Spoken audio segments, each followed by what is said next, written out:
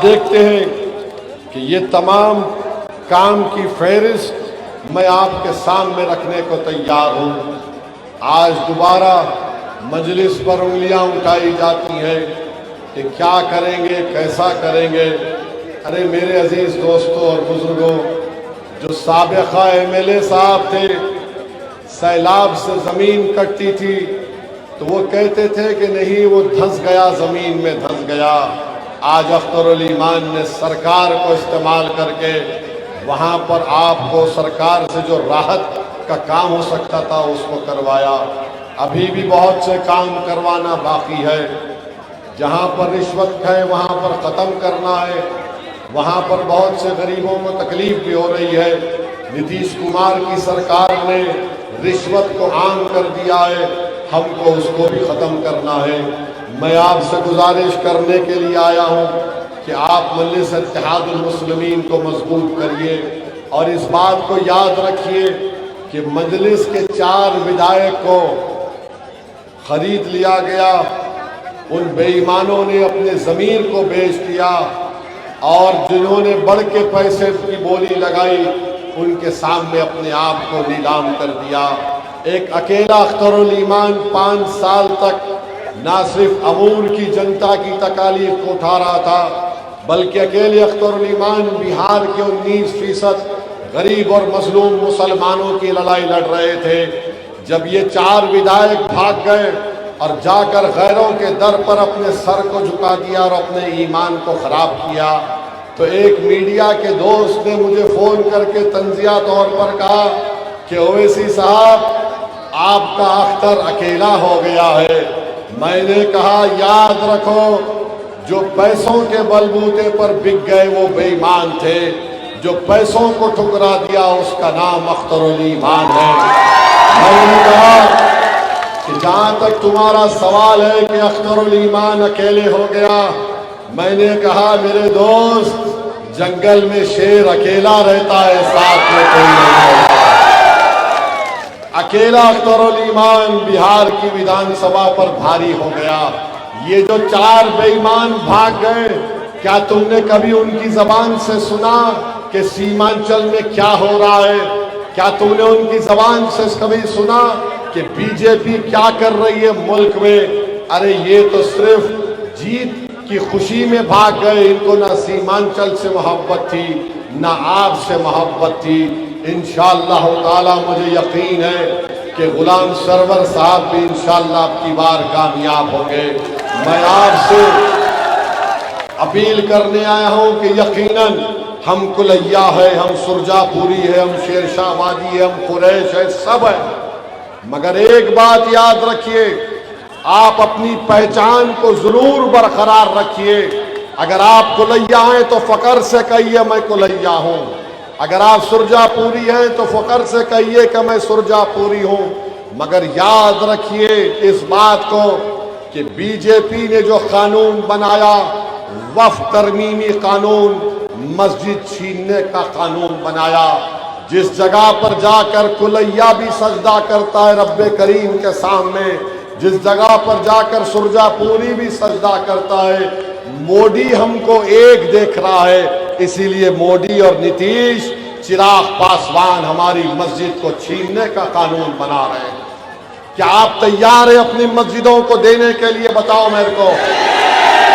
हम कुलैया और सुरजापुरी यकीनी है, मगर मस्जिद तो हमारी है, कब्रस्तान हमारा है, दरगाह और खानखा हमारे हैं। जिस जगह का मालिक अल्लाह है, हम ये सब चीजों को बाजू रखकर एक होकर एक शीशा पिलाई हुई दीवार की तरह मुत्तहिद होकर खड़े होंगे कि नीतीश कुमार, मोदी, हम तुमको इस बात की इजाजत नहीं देंगे कि तुम हमारी मस्जिद और दरगाहों और कब्रस्तानों को हासिल करो।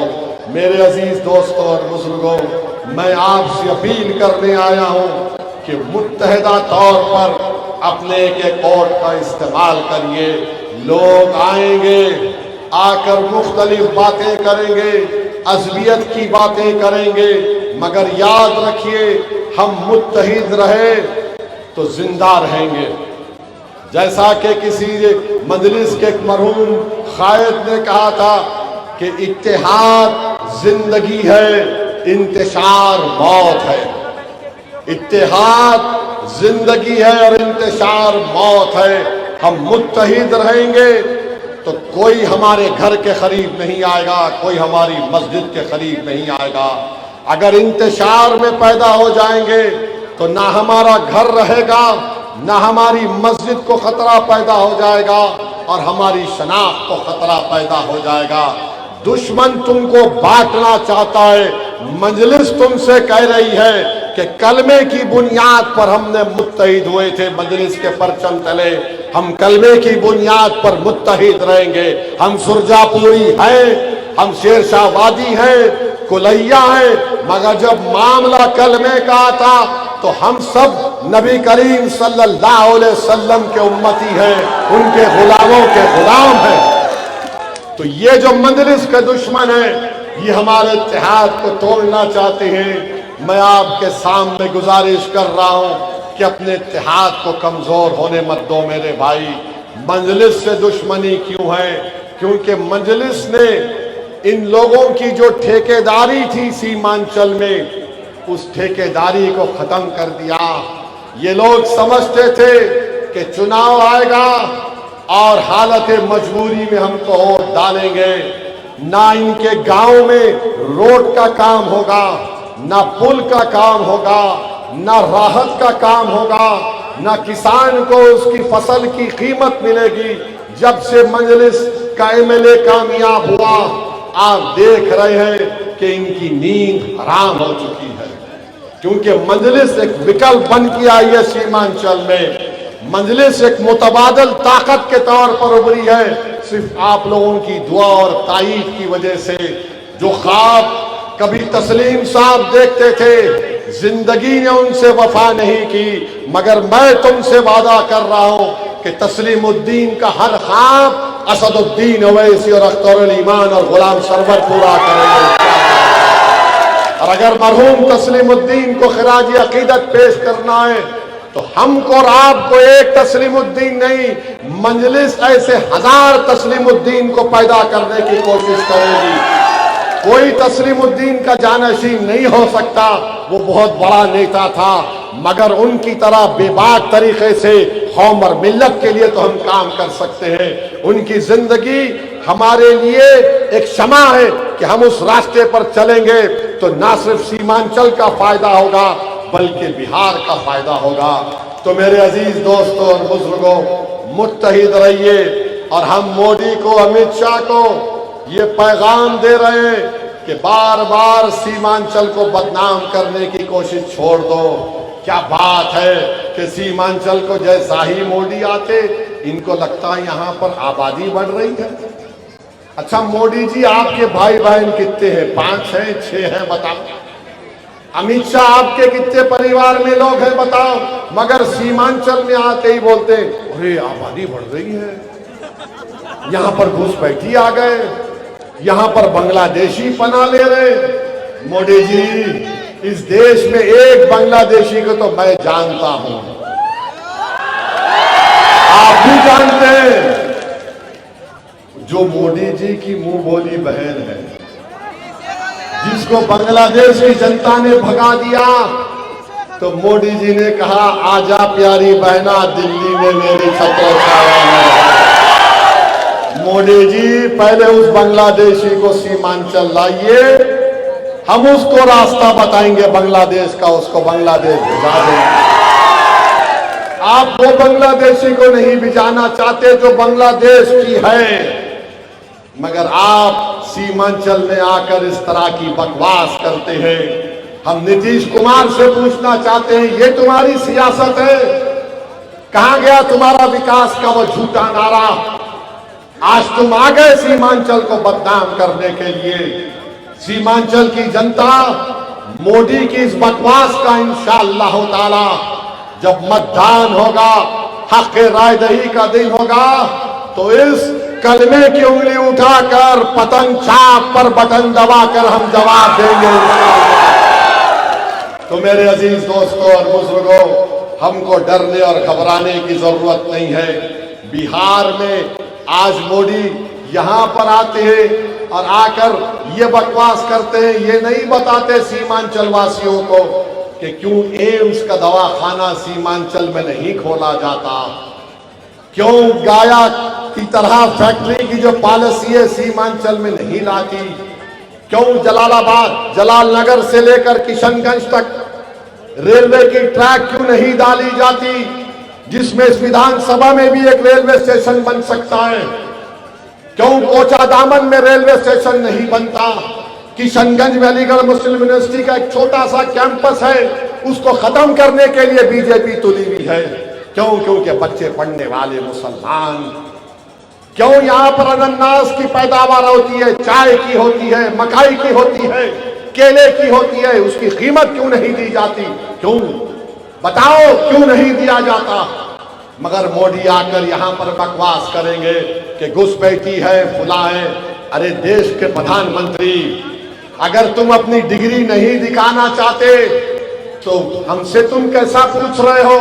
अगर तुम अपनी डिग्री दिखाओगे तो मेरी तो डिग्री आवाम में है। जो देश का प्रधानमंत्री अपनी डिग्री नहीं दिखाना चाहता वो सीमांचल में आकर घुसपैठी बोलता है।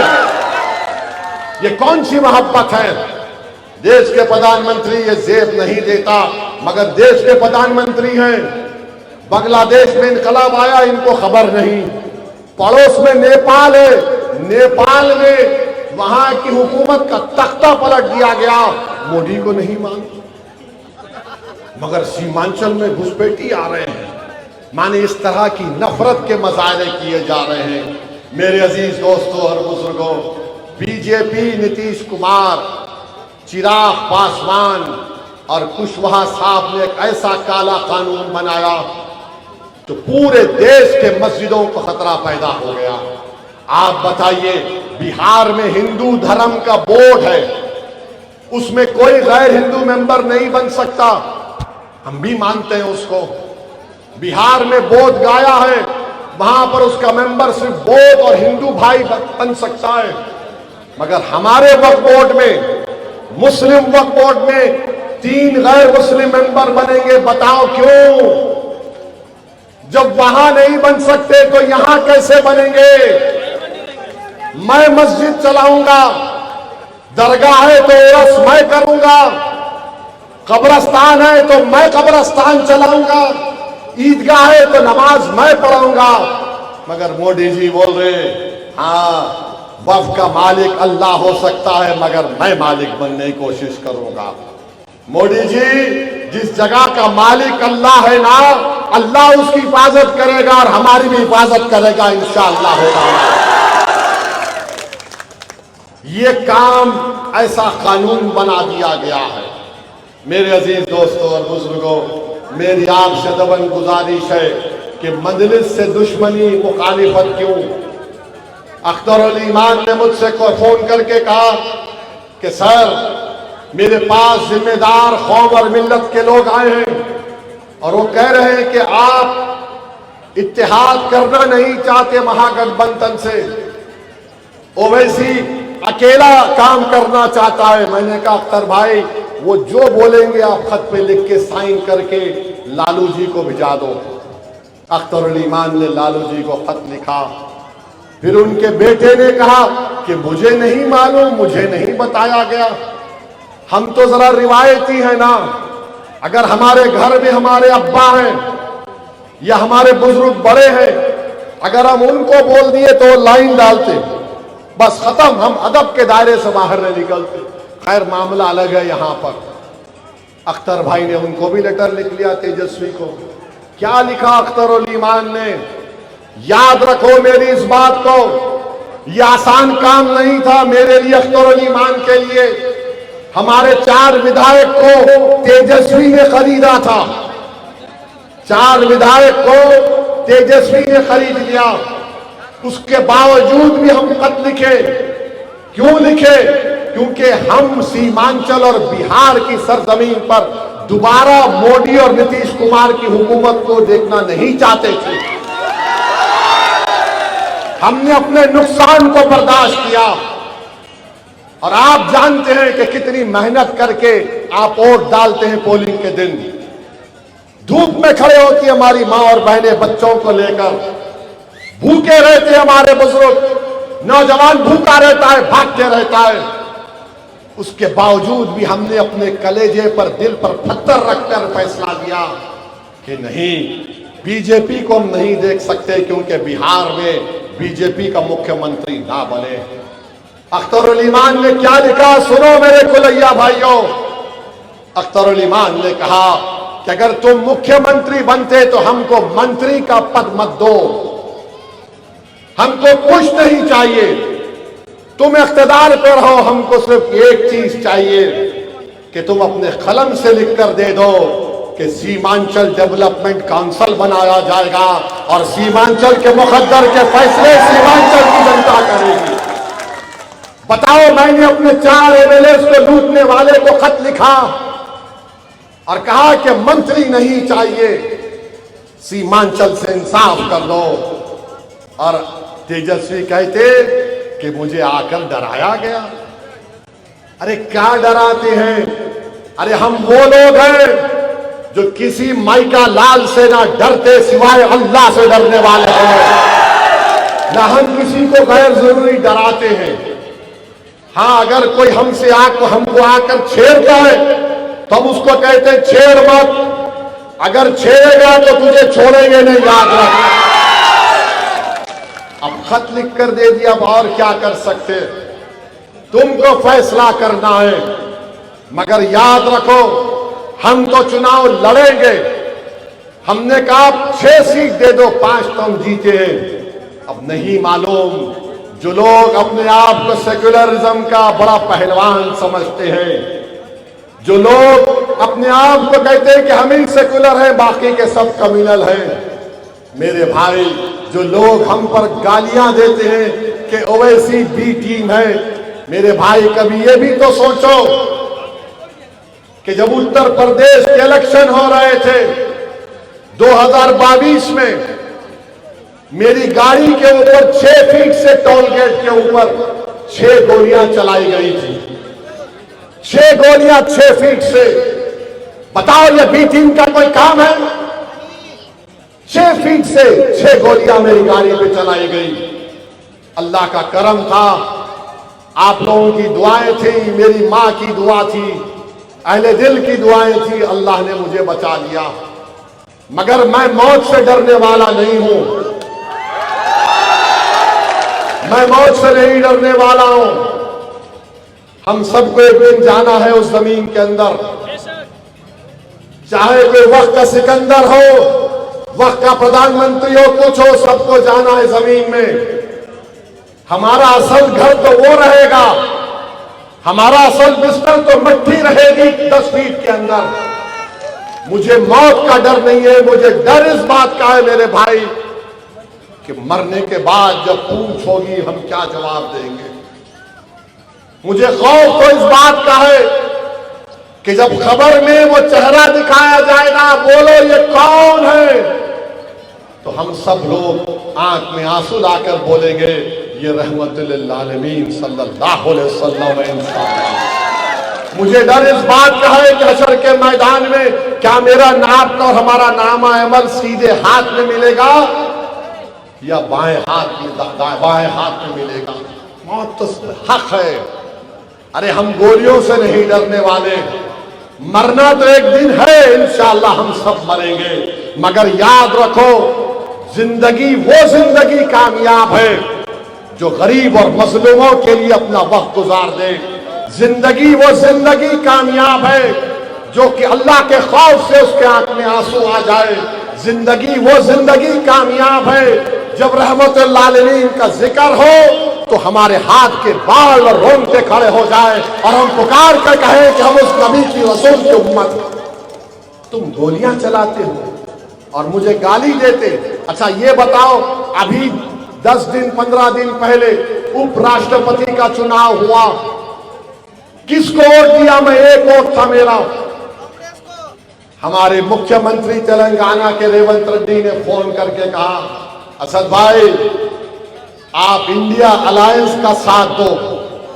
इतने गालियां ये लोग मुझे देते हैं, क्या क्या बोलते हैं, अनाप शनाप, खैर कोई फर्क नहीं पड़ता।